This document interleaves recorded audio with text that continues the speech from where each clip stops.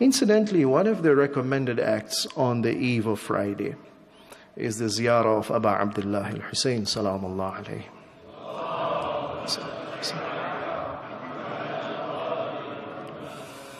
So, throughout the year, you'll find different occasions for the ziyarah of Imam alayhi salam. Ashura and Arba'een and the month of Rajab and Sha'ban and Ramadan and Laylatul Qadr and Eid al-Fitr, Eid al-Adha and Arafah. And for all these occasions, there's some thawab also. Your sins will be forgiven. You'll be in the company of the Prophet.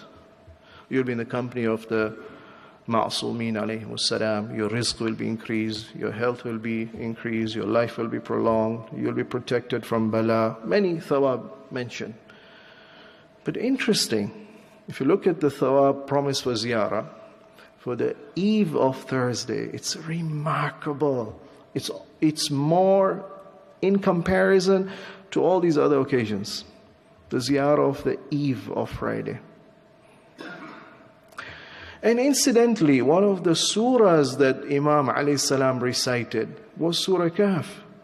If you recall, before I mention the recitation of Surah Kahf, you do recall that on the eve of Ashura, when Umar Sa'ad on the Asr of Tasu'a gives the order that begin the attack. Ya khaylallahi irkabi.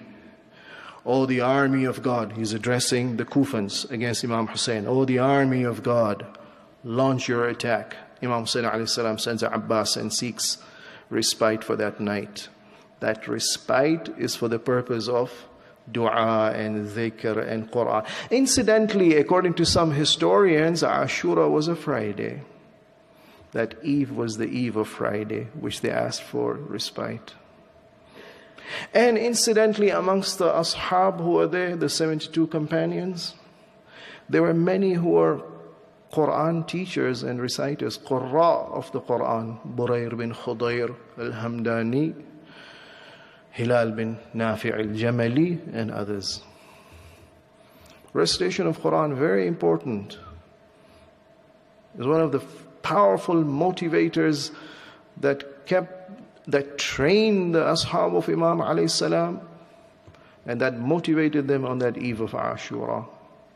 On the day of Ashura also, in the engagement and interaction that took place between the ashab, between Imam Hussein alayhi salam himself and the Kufan army, verses of the Quran are mentioned.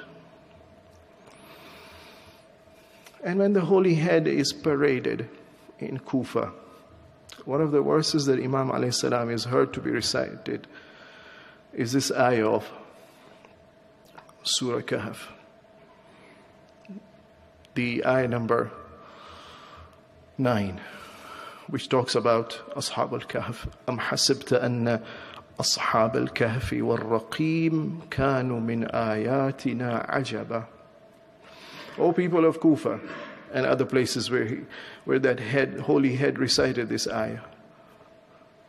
You think the story of the companions of the cave was a astonishing, wonderful sign of God, that these few companions were made to sleep for 300 plus years and they were brought back to life. Here is a head which is talking after the massacre of Karbala. It's alive. You think that was an astonishing story? There's a more astonishing story that took place in Karbala. Those were a few companions. Here I had 72 companions. They're all alive. You think the story of Ashab Kahf is astonishing and wonderful, that they detached themselves from the world and they went and lived in the cave? I had 72 companions who gave up everything of the dunya for the sake of God.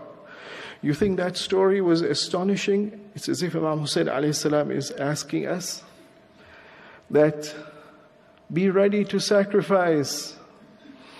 You want to know how much sacrifice I have done? Look at my son, Ali Akbar. There was nothing like that in the story of Ashab Kahf. Ali Akbar, who was the living personification and resemblance of the Holy Prophet of Islam. And he was a dear son, beloved son, whom I loved very much. And yet, Before I told him, he came to me to be ready to give up this dunya. There's no worth of this dunya if the result of that dunya is it is ready to kill a son like Ali Akbar. You're astonished by the story of Ashab Kahf? Let me tell you what happened to my young 6-month-old son.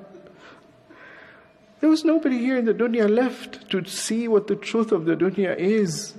And I cried out, هَلْ مِن نَاصِرٍ يَنصُرُنَا? Is there anyone amongst you ready to realize the total worthlessness of this dunya and come and prepare to meet your Lord and your akhirah? And nobody answered towards the end after the 72 companions but this little 6-month-old infant. You're looking for astonishing signs? My 6-month son. I took him before the army. I challenged their conscience. You want to kill me? Have some mercy on this innocent little infant.